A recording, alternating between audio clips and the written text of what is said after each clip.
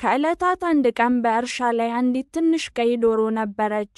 ከሰነፉ ውሻ፣ ከእንቅልፋምዋ ድመትና ጫጫታ ከሚያበዛ ቢጫ ዳክዬ ጋር ጓደኛ ነበረች።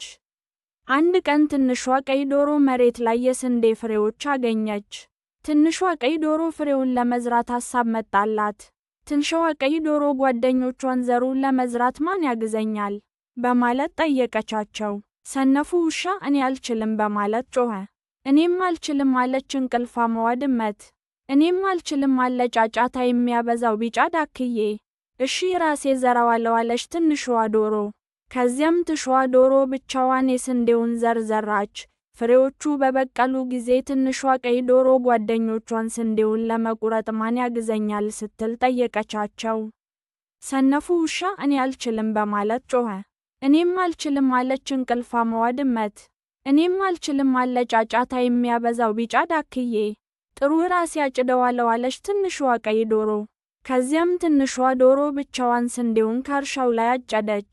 ስንዴው ሁሉ ከታጨደ በኋላ ቀይዋ ዶሮ ጓደኞቿን ስንዴውን ወደ ወፍጮ ለመውሰድ ማን ያግዘኛል ስትል ጠየቀቻቸው። ሰነፉ ውሻ እኔ አልችልም በማለት ጮኸ። እኔም አልችልም አለች እንቅልፋምዋ ድመት። እኔም አልችልም አለ ጫጫታ የሚያበዛው ቢጫ ዳክዬ። እሺ ራሴ እሄዳለሁ አለች ትንሿ ቀይ ዶሮ በማዘን። ከዚያም ትንሿ ቀይ ዶሮ ስንዴውን ወደ ወፍጮ ቤት በመውሰድ አስፈጭታ ዱቄት የያዘውን ከባዱን ጆንያ ብቻዋን ተሸክማ ወደ እርሻ ተመለሰች። የደከመችው ቀይ ዶሮ ጓደኞቿን ዳቦውን ማን ይጋግራል በማለት ጠየቀቻቸው። ሰነፉ ውሻ እኔ አልችልም በማለት ጮኸ። እኔም አልችልም አለች እንቅልፋምዋ ድመት። እኔም አልችልም አለ ጫጫታ የሚያበዛው ቢጫ ዳክዬ።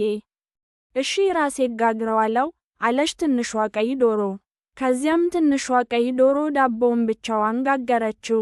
በስራ የደከመችው ቀይ ዶሮ ጓደኞቿን ዳቦውን ማን ይበላልኛል ስትል ጠየቀቻቸው። እኔም በማለት ጮኸ ጫጫታ የሚያበዛው ቢጫ ዳክዬ። ነገር ግን ትንሿ ቀይ ዶሮ አይሆንም አለች።